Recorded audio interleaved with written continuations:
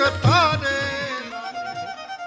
કે ઘણી વખત તમારા વખાણ કરવામાં અમે કલાકારો એટલા બધા ઊંચા વ્યા જાય એમ છીએ ને કે પછી વાર્તા ક્યારેક મરી જાય છે.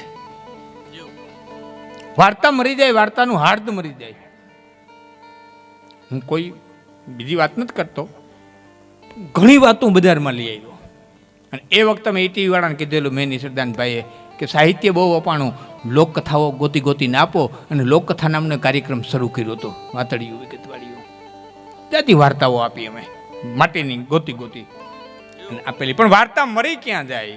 કે જ્યારે અતિશયોક્તિ આવે ને ત્યારે વાર્તા મરી જાય.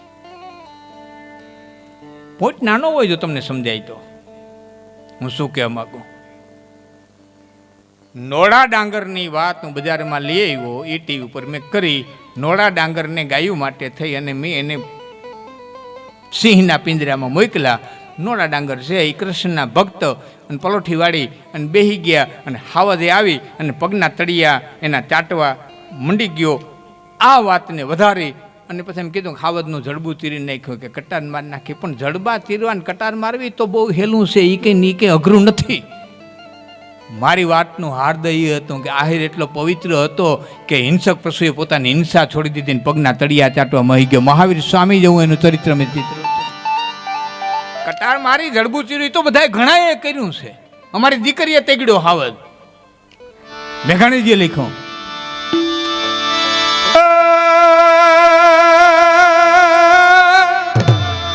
સાવજ કરજે સાવજ કરજે, વંડાવનનો રાજા કરજે, કે પતાડી તો ધોગરજે મફાડી માટે લો કરજે, જાણે તો જોગંદર કરજે, નાનો એવો સુંદર કરજે, ક્યાં કરજે, ક્યાં કરજે, બાવરના ઝાડામાં કરજે, ડુંગરના ક્યાં કરજે, ક્યાં કરજે, બાવરના ઝાડામાં કરજે, ડુંગરના ગાળામાં કરજે, કંટીના ખેતરમાં કરજે, ગામતના પાદરમાં કરજે, ગરીઓની ગોરમાં કરજે, ઉગમણો આથમણો કરજે, વોરોને આગેરો કરજે, છતર કંપે વાળામાં વાછરડા કંપે, કુવામાં બાળકડા કંપે, મધરાતે પંખીડા કંપે, જાટકણા પાંદરના કંપે, સુતા જાગતા હાવ કઈ આંખ બુકે કેવી એની આંખ બુકે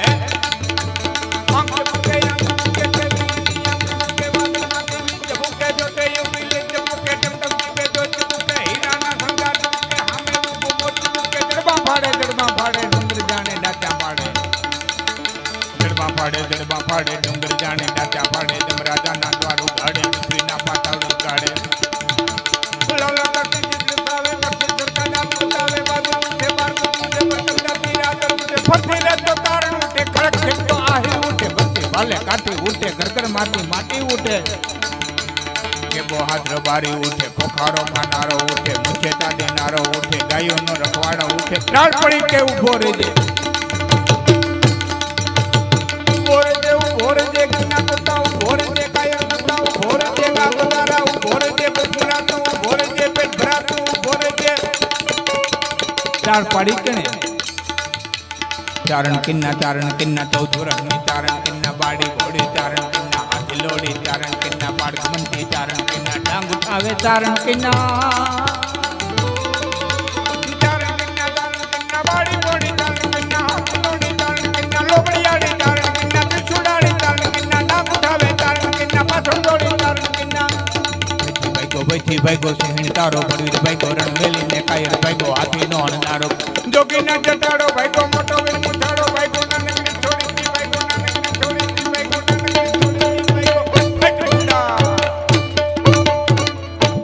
નર થઈ નારેથી ભાઈગો. આ તો કર્યું આ થાય.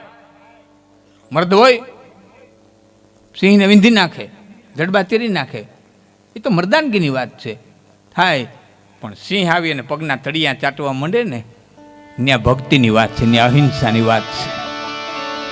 અહીં વાર્તા મરી જાય, વાર્તાનું હાથ મરી જાય. એમ કહેવાય છે કે મહાવીર સ્વામી અને ભગવાન બુદ્ધ જ્યારે નીકળતા ને, એ એટલા બધા અહિંસક હતા કે મહાવીર સ્વામી અને ભગવાન બુદ્ધ નીકળતા ને, કાંટો રસ્તાની માલિક ઊભો પડ્યો હોય ને, આમ કાંટો તો કાંટો આડો થઈ જાય, તો પ્રકૃતિના નિયમ ફેરવી નાખતી. ભાઈ મીરાએ આમ ઝેરનો વાટકો મોઢે માંડવાની તૈયારી કરીને ભગવાન કૃષ્ણ દોડીને પ્રકૃતિ પાસે ગયા કે મીરા ઝેર પીએ છે, એટલે પ્રકૃતિ કીધું મારી નાખો. હે મીરા ઝેર પે મારી નાખો. કેમ? સહજ સ્વભાવ છે, અમૃત અમર થઈ જાય, ઝેર પી મરી જાય, સ્વભાવ છે. કૃષ્ણ કે મીરા મરવાનું જોઈએ કે તો પ્રકૃતિમાંથી ખેંચી લ્યો ઝેર, બધામાંથી હરફ, હિંદરા, વીછી, કુશી જે જેટલામાં ઝેર છે એ બધાનું ઝેર પણ હું ખેંચી લ્યો એટલે મીરા ન મરે.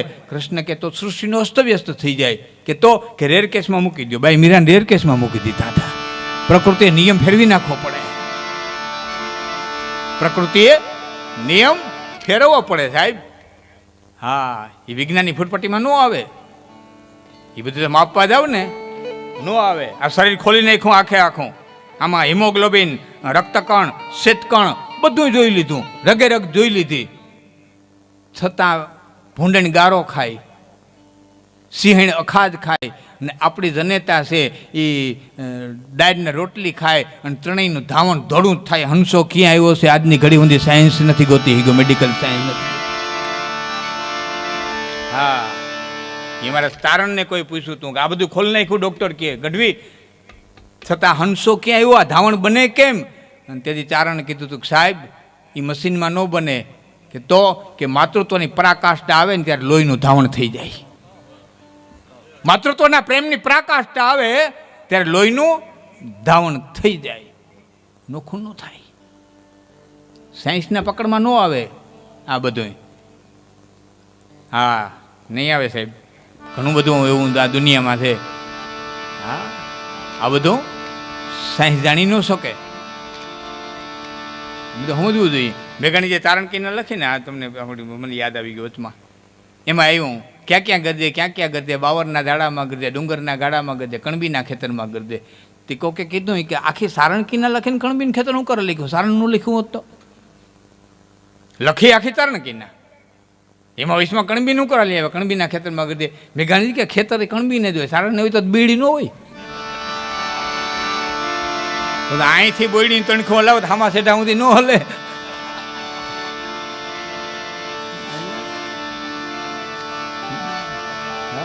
ભગવાન રામે પુલ બાંધ્યો સેતુબંધ, અમારા હરુભાઈ વાત કરતા, સેતુબંધ બાંધ્યો ને પછી આવ્યો આકાશ માર્ગે ચારણો, જય હો લક્ષ્મણની જય હો, રામની જય હો, અંગદની જય હો, નલની જય હો, નીલની જય હો, જાંબુવાનની જય હો. એટલે ભગવાન રામે કીધું 5 દી પછી આવ્યા, વહેલા આવ્યા હોત તો. કેમ કે આવા પોરહા હોત તો 5 દી લઈ ગયા પુલ બંધે, 3 દી નો બાંધે. હા, વાંદરા ઝપટથી કામ કરત ને તો આકાશ માર્ગે ચારણો કે વહેલા આવીને તો પાણા ઉપડાય તો અમે તો પૂરું થઈ જાય ભલે આવીએ.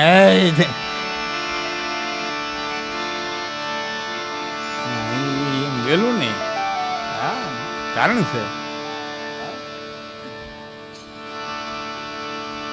સમજદારીની વાતો છે સાહેબ.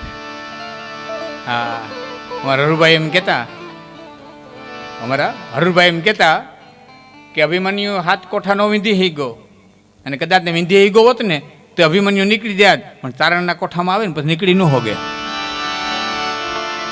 જેટલા તારણને કોઠે ચડી ગયા ને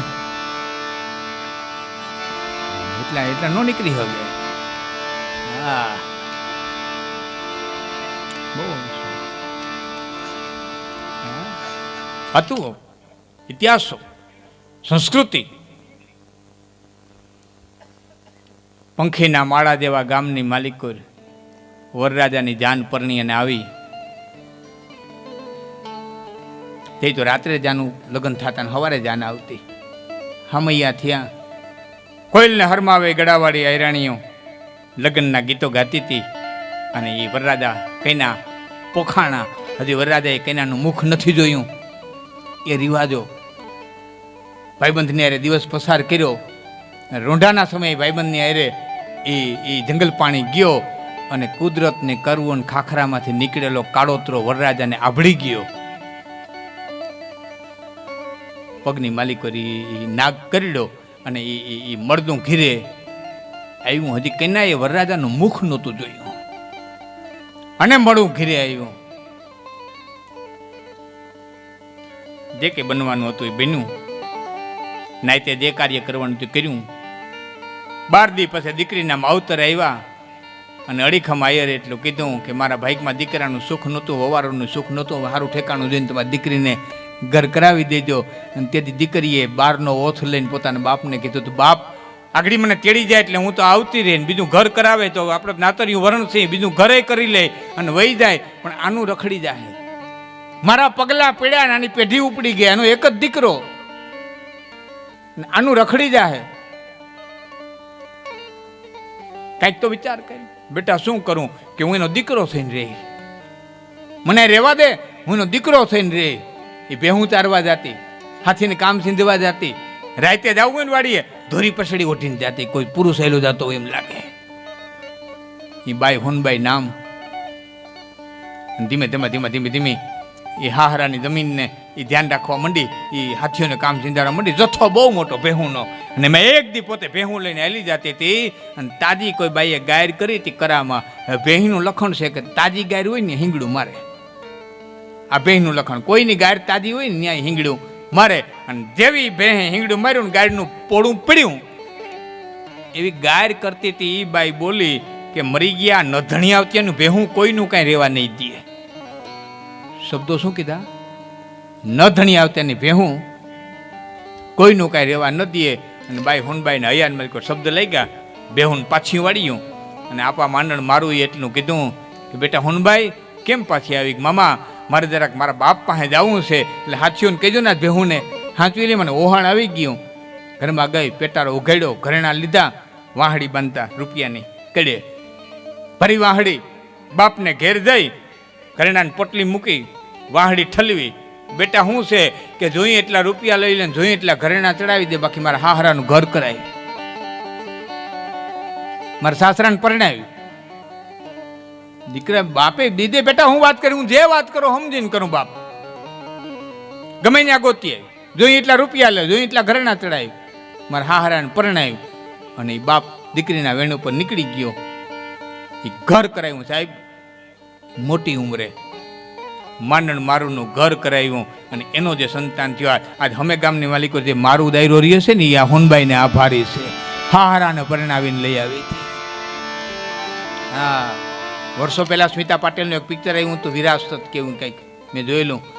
એમાં આ કહાની કુલભૂષણ ખરબંદા અને સ્મિતા પાટીલનું પિક્ચર હતું. ઘણાય મને પોતા કે આવી ઘટના બને, હાહરાને પરણાવીને વંશ રાખવાની બને. હું જોઈ આવું હાર્યું હમે ગયું ક્યાં નજીક છે. પિક્ચર વાળાને કદાચ ખબર નહીં હોય, પણ મારી નજર સામે આ ગામ છે.